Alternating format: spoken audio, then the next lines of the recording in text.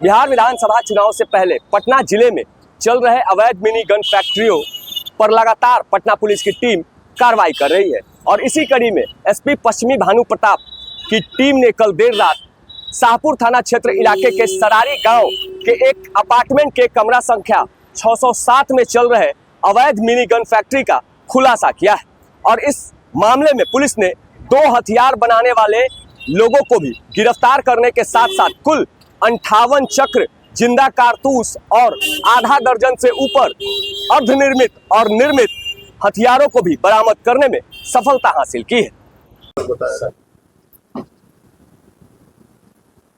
शाहपुर थाना क्षेत्र के अंतर्गत बड़े पैमाने पर अवैध हथियारों की बरामदगी की गई है और इसमें 2 अभियुक्तों की गिरफ्तारी भी की गई है और जहां से हथियार बरामद किए गए हैं वहां चौंकाने वाले तथ्य सामने आए थे।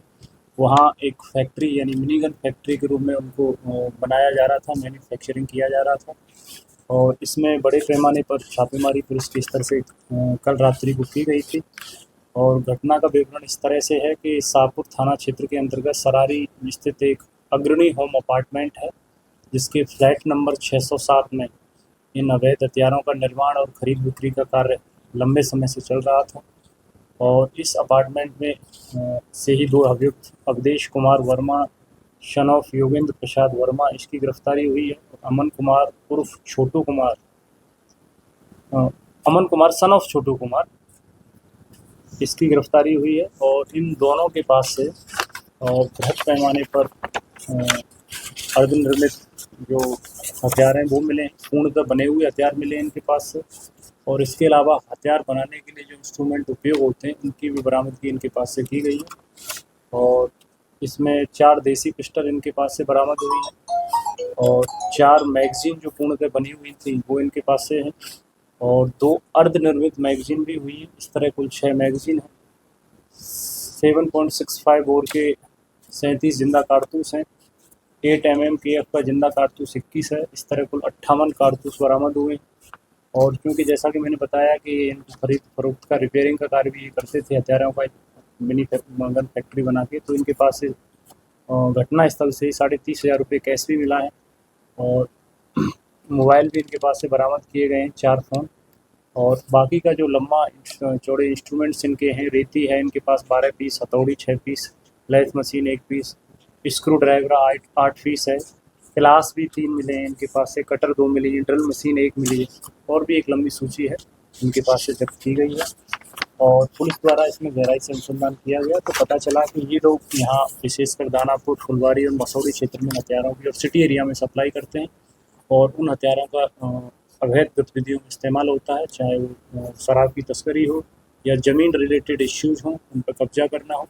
एक बड़े नेक्सस को कल पटना पुलिस के द्वारा इसको ध्वस्त किया गया है और जिन जिन लोगों को ये सप्लाई किया है वो लोग भी पुलिस के रडार पर हैं और आगे भी इस तरह हम लोग कार्रवाई करेंगे। और जैसा कि आप देख भी रहे हैं कि पिछले कई महीनों से पटना पुलिस द्वारा इसमें लगातार कार्रवाई बृहद स्तर पर हथियारों के खिलाफ की जा रही है।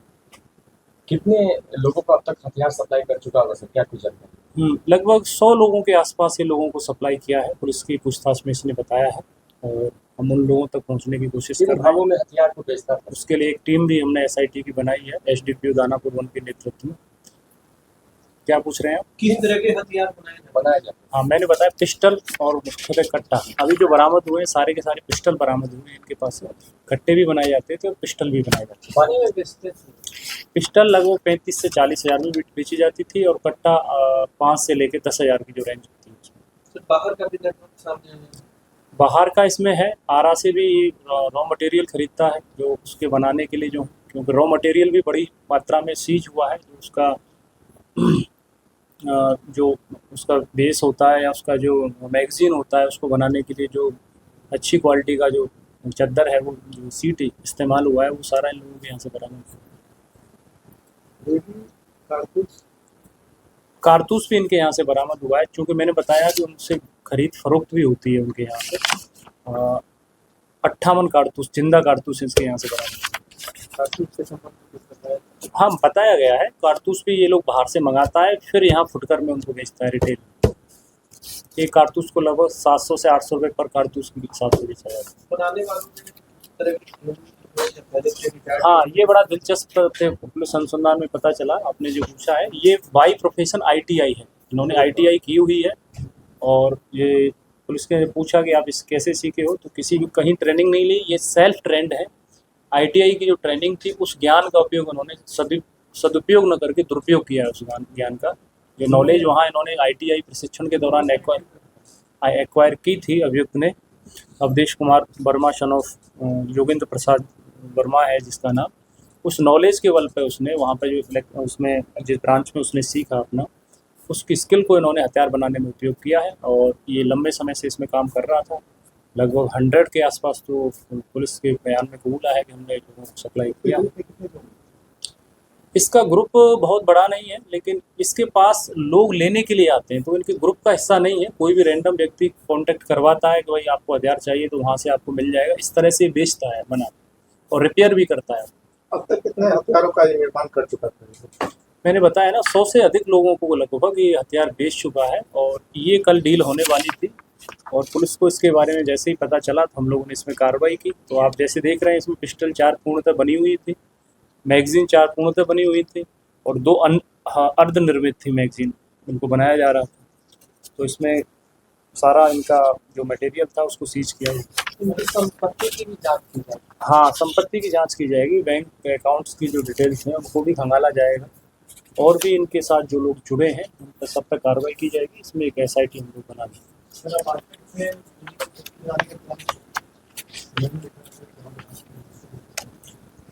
इसके पीछे भी इनसे पूछताछ की गई कड़ाई से, तो इनके 2 थे। एक तो पता नहीं लगेगा लोगों को, ये आसान है, क्योंकि बड़ा आश्चर्य कहते हैं कि जो अग्रणी होम अपार्टमेंट है तो वो रिहायशी इलाका है और वहाँ बहुत सारे लोग भी रहते हैं।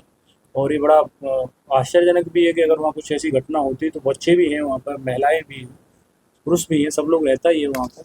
और वहाँ पर ये उसमें अपराध को कारित कर रहे हैं उसमें, तो ये बड़ा सरप्राइज है कि वहाँ के लोगों को पता नहीं कैसे नहीं चला, क्योंकि उसमें हथौड़ा मारने की, काटने की आवाज़ें तो आती होंगी। और प्रॉपर ढंग से वहाँ बना रहा है, 2 कमरों में रहता था, एक कमरे में वहाँ इसको संचालित करता था। लोगों से भी हमारा इसमें निवेदन है कि जो भी अगर इस तरह की कोई गतिविधि होती है तो पुलिस को सूचना दें, पुलिस तो अपने दम पर काम कर ही रही है।